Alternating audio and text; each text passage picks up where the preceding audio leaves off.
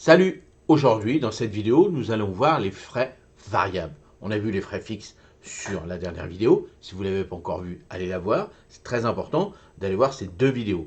Alors les frais variables, comme son nom l'indique, c'est les frais qui fluctuent en fonction de l'importance de votre entreprise. Alors je vais vous donner déjà 10 frais variables, mais bien sûr, il en existe beaucoup plus en fonction de l'importance de votre entreprise.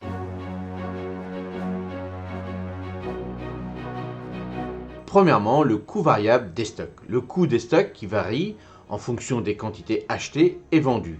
La gestion efficace du stock est clé pour contrôler ses coûts.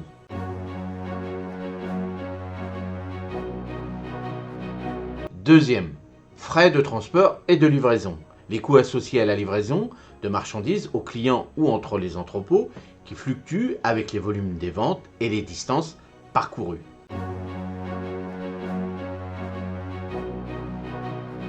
Troisième, coût de production à la demande.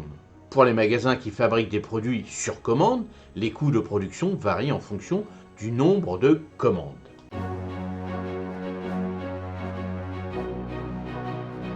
Dépenses de marketing variables. Les campagnes promotionnelles et les publicités, dont le budget varie en fonction des campagnes et de la saisonnalité.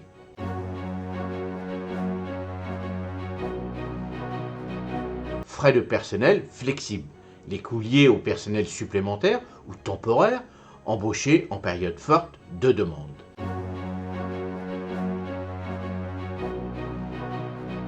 Coût de l'énergie consommée. Les frais d'électricité et d'autres énergies qui dépendent de l'utilisation des équipements et de l'activité globale du magasin.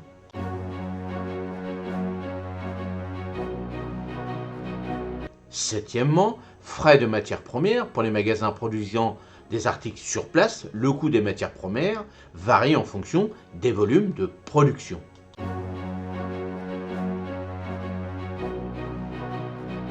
Coût de maintenance et de réparation. Les dépenses liées à la maintenance des équipements qui augmentent avec l'usage.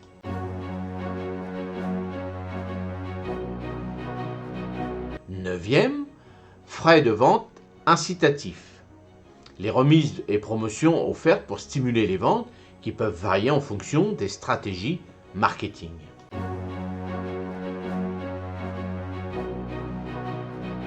Et le dernier coût des conditionnements et de l'expédition.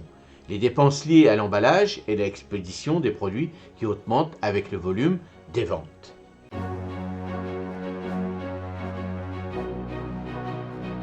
Alors vous voyez, sur ces 10 coûts que je vous ai donnés, ça va varier en fonction de ce que vous avez besoin.